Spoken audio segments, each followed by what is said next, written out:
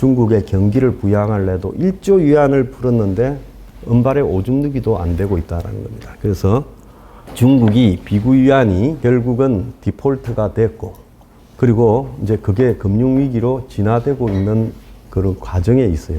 중국의 존경받는 리커창이라고 유일하게 중국 관료 중에서 존경받는 전직 총리가 일주일 상을 했는데 그 상을 추모를 못하도록 지금 덮어놓고 하잖아요. 왜? 리커창 총리가 중국 경제에 대해서 있는 그대로 신랄하게 비판을 하기 때문에 혹시 추모 열기를 가지고 데모가 일어날까봐 중국 정부가 아예 그냥 참배도 못하게 하고 인터넷 단속을 하고 그렇게 했죠. 그래서 내년이 중국이 이제 터지는 해입니다.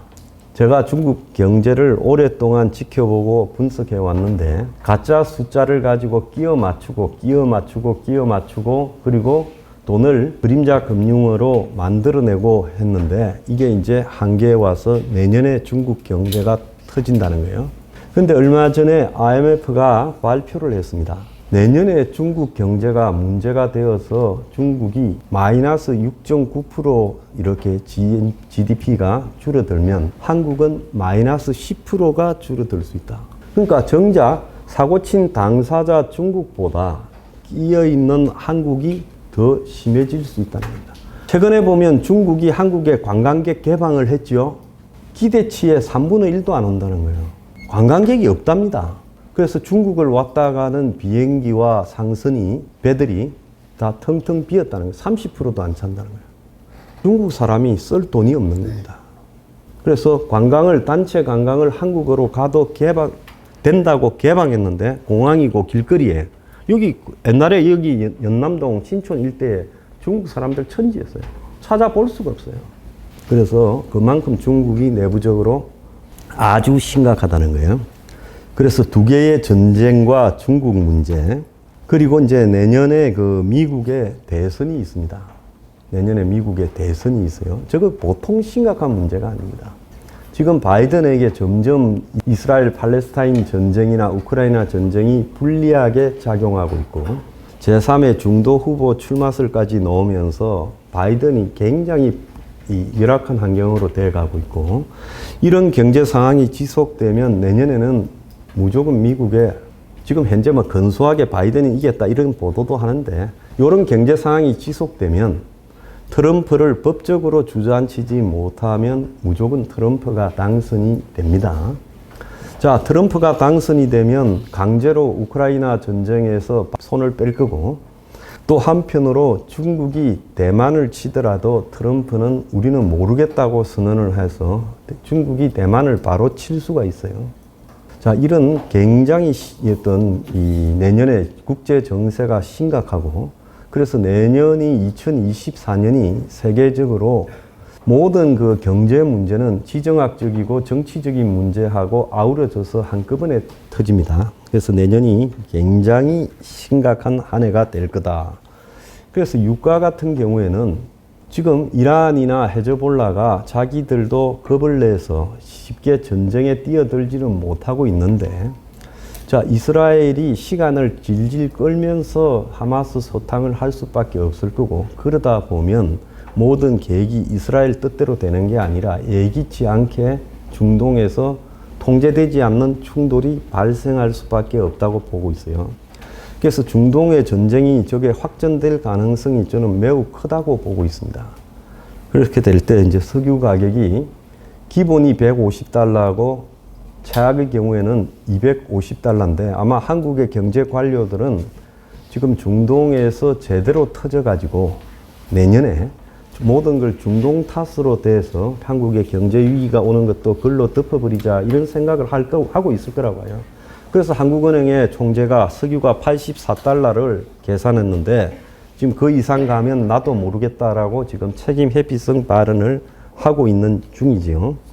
제가 지금의 그 세계적인 모든 위기의 본질을 여태까지 청년 그 콘서트나 또 여기 청년 아카데미에서 무엇 때문에 비롯됐다고 했습니까? 화폐의 남발이라고 했죠. 그래서 미국이 지난 15년 동안 금융위기 이후에 GDP는 80% 성장을 했다. 그런데 부채는 3배가 늘었고 화폐의 양도 3배가 늘었다. 그렇게 이야기를 했죠. 그래서 엄청난 자산 거품이 시중에 깔려 있는 겁니다. 미국의 달러뿐만 아니라 한국의 위안화, 일본의 엔화부터 모든 돈들이 다 엄청나게 풀렸어요. 유로까지요. 그러면 돈이 흔해지면 그 흔해진 돈은 결국은 어디로 가겠습니까? 주식시장과 자산시장에 오게 되고, 그래서 주식시장의 엄청난 거품, 부동산, 자산시장의 엄청난 거품을 불러일으켰다는 겁니다. 지금 한국에 엊그제 이문동에서 분양한 아파트가 평당 3,350만 원으로 13억이 넘었대요. 서울의 저 변두리 이문동에 84평방미터짜리가 13억이 넘었다. 신규 분양 아파트가요. 상식적인 가격으로 봤을 때 한국 국민의 소득 수준이나 이로 봤을 때 한 3배, 4배 정도 비싼 거죠. 그래서 이런 거품이 계속되고 있다는 겁니다. 이제 제가 볼 때는 미국의 주식시장이 몇 달 내로 거대하게 붕괴할 겁니다. 지금 보면 미국의 주식시장이 붕괴할 것 같지 않다고 느끼겠죠. 여러분, 몇 년 전에 미국의 주식시장의 지수하고 지금 지수하고 한번 비교를 해보십시오. 10년 전, 5년 전하고 미국의 지금 주식의 지수를 비교를 해보면 미국이 실질적인 성장이 없이 얼마나 주식시장이 과대평가 되었는가라는 걸 알게 될 겁니다. 그리고 기술주라고 부르는 그 미국의 나스닥의 이런 주식들은 전부 거품입니다. 자, 카카오 주식 가지고 있는 사람 손 들어보세요. 다들 냄새를 잘 맡으시나? 돈이 없나? 자, 한때 카카오 주식 산다고 난리 났죠? 지금 카카오 주식 어떻게 되겠습니까? 제가 플랫폼을 그렇게 비판하는 것은 플랫폼이라는 것은 허상입니다. 미국의 나스닥의 기술주라는 게 대부분이 허상이에요. 플랫폼에 기반을 둔 그 플랫폼이라는 게 SNS 플랫폼일 수도 있고 상거래 플랫폼일 수도 있고 배달 플랫폼일 수도 있는데 그것이 전부 허상이라는 거죠. 그래서 미국의 과대평가된 주식시장이 곧 붕괴될 거다. 이제 미국에서 위기가 시작될 겁니다. 이 중국의 지금 경제 붕괴가 아마 전 세계의 공포를 갖다가 2024년부터 또 불러일으킬 거고요. 그 다음에 유가가 지금 계속 높게 유지되면서 지금 이 고물가가 지속될 거고, 고금리는 이제 내년이 아니라 내후년까지도 고금리일 거라고 봐야 돼요. 70년대에 여러분들이 미국에 보면 스태그플레이션이라는 게 70년대에 닉슨 때 시작해서 레이건 때까지 갔습니다. 미국의 고금리가 7년, 8년쯤 갔어요.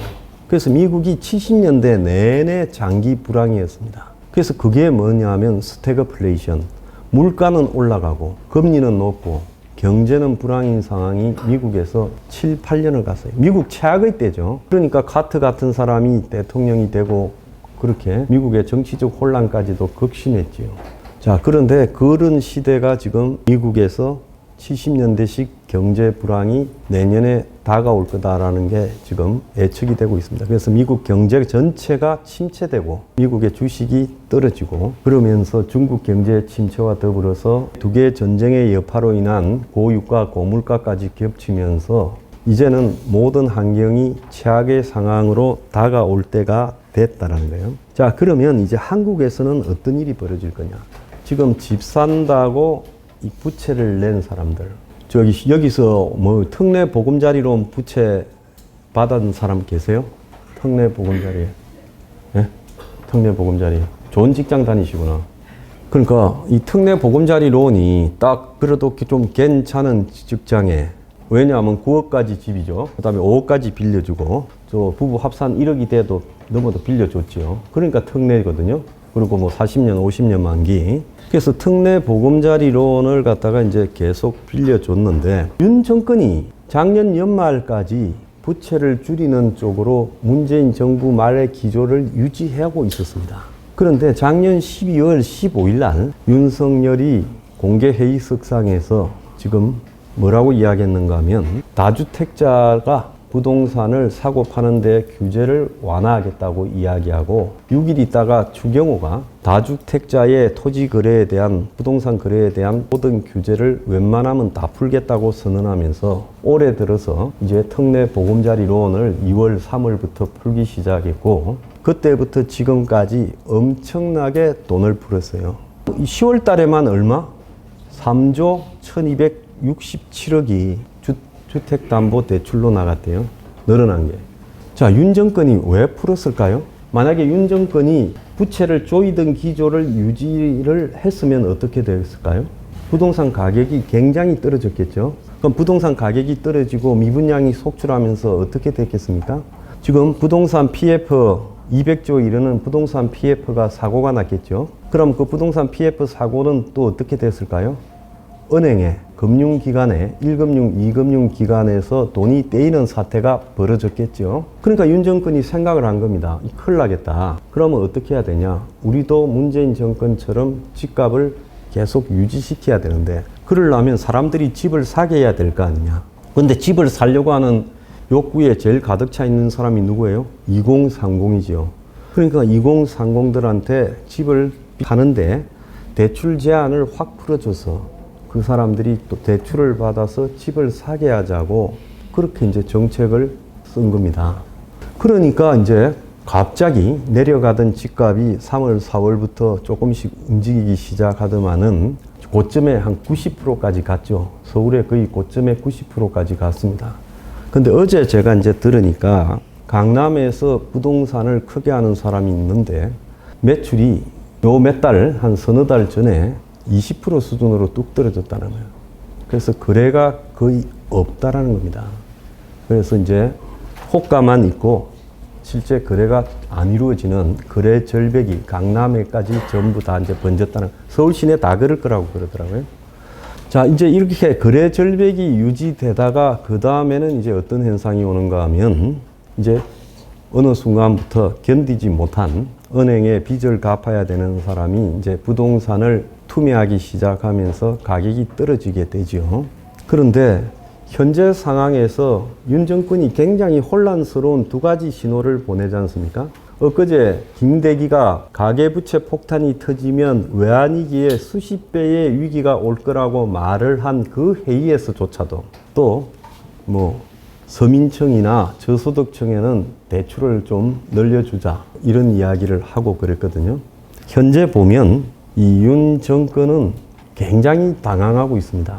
지금 자영업자 부채가 터질라니까 어제 상공인 회의에 가가지고 어퍼컷 쇼를 하면서 4조 원의 저리 자금을 주겠다는 거죠.